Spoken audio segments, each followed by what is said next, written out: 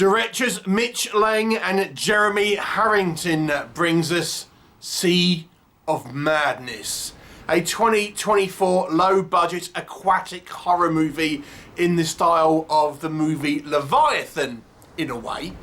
And who's in it, you might ask? The only person I really recognised was Jessa Flux, who you may know from the movies Murder Size and Debbie Does Demons. Although there are a couple of actors from these guys' previous movie Bogman, which this is actually a very loose follow-on. So the characters that they played in Bogman, they play in this movie as well. Although it's not strictly a sequel to that film. You can kind of watch it without seeing Bogman. The story. It is about a group of shipwreck survivors who drift and end up coming across this disabled military vessel floating in the ocean. They go there and it appears to be a kind of research vessel, and they have been doing experiments with deep sea bacteria which has caused kind of mutations, and all of these kind of sea creatures have come up, including mermaids, mermen, and various tentacled kind of creatures and things. And we get a few survivors on this kind of military ship. So these two groups now have to kind of work together to try and find a way out of this mess. What will happen? You have to watch the movie and find out. So, very low budget movie. So I watched the Bogman movie a short time ago, and the budget to this one is actually about 10 times that of the movie Bogman, but it is still a low budget film. Now, one of the key elements here, I would say, that works in this movie's favour is this actually was filmed on a genuine US warship, the USS Kidd, I believe. So in regards to the kind of the interiors and obviously walking around and these sequences involved in this ship, it all looks great because obviously it is genuinely filmed on a real military vessel. So, you know, a certain amount of authenticity there, and obviously it looks the part, and we kind of get these kind of tracking shots kind of through the corridors and things like that, so we kind of get a good look around. I love an aquatic horror movie. I absolutely love them. They're kind of one of my favourite subgenres, so I was quite excited to see this. And it is similar to movies like Leviathan, albeit it's a very, very low budget film, you know, like that. And it's some fun, there are some fun ideas in regard to the kind of the creature effects, and we get a good variety of them as well.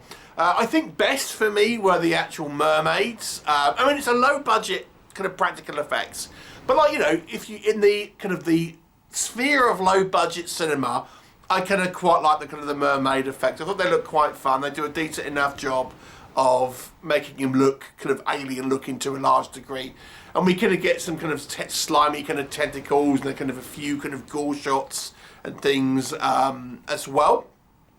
So, you know, again, if you judge this with a low budget lens, I think some of the effects are kind of quite fun. One of the kind of the main characters in this movie is this kind of doctor who is a carryover from the Bogman movie, and you know, he's quite a fun sort of character. And I presume that when there are other movies that are going to be released after this, I think there's like a Rake movie coming next, and I presume it's kind of like a sort of follow-on through various kind of cryptids and things like this. And he's quite a fun character, I have to say, and it's, you know, it's quite fun going through this kind of an adventure, meeting various different kind of cryptids, and obviously having that sort of continuity with that kind of like the, you know, the kind of a couple of same sort of characters and stuff. So that I kind of quite liked. This one I would say is a little bit more schlocky than the Bogman. It's a little bit more jokey and kind of humorous, certainly in the first act and kind of right towards the end as well. So there's a little bit of kind of like sleazy schlock involved here. Plenty of you know, ladies out with their kind of the mermaids showing it all. So, you know, plenty of eye candy in that respect, I would say. These directors have a certain kind of style, clearly. Now, I've watched 2 of their films, and they have this kind of like washed out look, which gives it this kind of like almost high contrast, kind of like the minimal colour look on many of their scenes, and maybe that's their sort of signature style, along with kind of like filters with scratches and stuff. So it does have a signature style. I have a little bit of an issue with that, and I'll come on to, but you know, there is at least, I guess, continuity between these movies, and as I say, maybe this is their kind of style of what they want to do, and who am I to say that they shouldn't do that? Anyway, so the story as it goes, as I say, relatively similar plots into the likes of Leviathan and stuff. Fun plot, you know, people out of their element dealing with kind of various kind of monsters and stuff like that. You know, it's a fun enough plot. It's not especially original, but I kind of still quite enjoyed it. You know, we've seen the likes of it in other kind of lower budgets of aquatic horror movies like Proteus and things and stuff as well. Okay, so let's talk about what doesn't work in this movie. Now, despite this being 10 times the budget of Bogman, I will say I still think it looks about on par. I presume most of the budget went on obviously having the filming permissions and stuff to film in this warship, because the movie still does feel very, very kind of low budget, and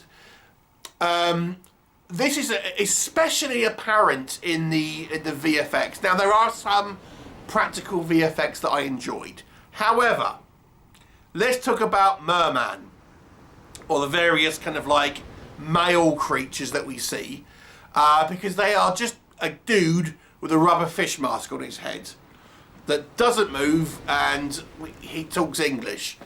It's a bit like, it's just a Mark Polonia movie. Yeah, so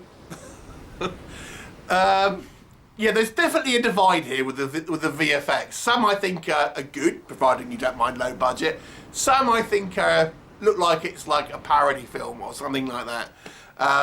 Yeah, so there is that. And obviously they've tried to kind of like have effects where they've put like goop on the walls of this ship. They can't mess the ship up, so they've put like plastic sheeting down and stuff like that. So there are definitely budgetary restraints that you can kind of see here, and that's obviously the effects of having obviously a low budget here. But obviously, you as a viewer might not care about the practical prospects of having to make a low budget film, but it is there on screen. Now let's go back to these kind of filters. I have to say, and I've mentioned this in the Bogman review, to me it didn't really make sense, because the movie's not taking place in like the kind of like the 70s or something like that. It's a modern era movie, which doesn't really make sense to have all these kind of like scratches, and it even has like spools missing and things like this at times, and like, so it's like a old drive-in movie, but it's like a modern era film. So actually it takes place in contemporary America, one presumes. So, you know, it doesn't really fit, I think, unless you're making a period piece. Minor point, you might not care about that, but it just seemed a little odd. I think maybe as well, the colour grading was a little too washed out in scenes. I mean, it almost looks like you've just turned like the brightness and the contrast right up sometimes, and it looks a little bit like too artificial, where it's just been a little bit overcooked in that. Now, the movie Bogman, obviously it's a Sasquatch movie, so it's all taking place in mostly in external shots.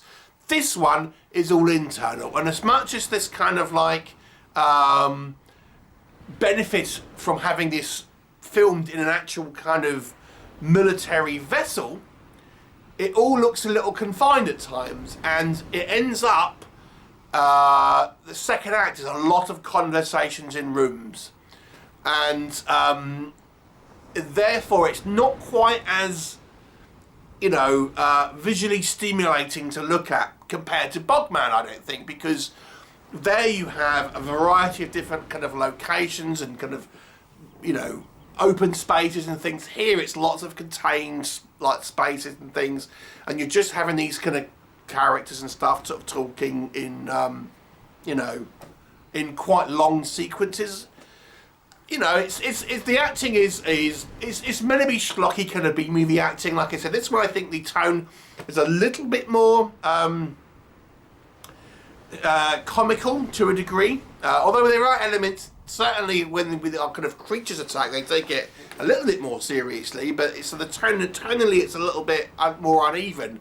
But it leans more into the kind of the B-movie slot than I would say Bogman did, which did to a degree, but not as much as this, I would suggest. So, you know, it ends up being kind of like impressive in some respects because, like I say, having this filmed in a genuine military vessel does give it some cred. I quite like the some of the ideas of these practical VFX. I even somewhat like the ideas of some of the bad VFX. Like the guy, he's got like an anglerfish kind of head. I like the idea of that. It's anglerfish kind of creatures. I mean, we see plenty of sharks, we see octopuses and stuff. But anglerfish, they're scary looking creatures. We don't see many kind of horror films really embrace that. But it is just a dude with a rubber mask that doesn't move. It's, you know, it is what it is. Overall, I have to say I think I like this a little less than the Bogman movie, despite this movie being a higher budgeted film. There are still some enjoyment to be had for B-movie lovers. The movie definitely leans more into the kind of the drive-in schlocky sort of style movies of the kind of the 70s and stuff, I would say. So, you know, certainly worth watching if you are a fan of those. But I think it's a little less accessible for more mainstream, I would suggest. So I would give this one a 4 out of 10. Have you seen it? What did you think of it? Leave me a comment and I'll look forward to seeing you next time.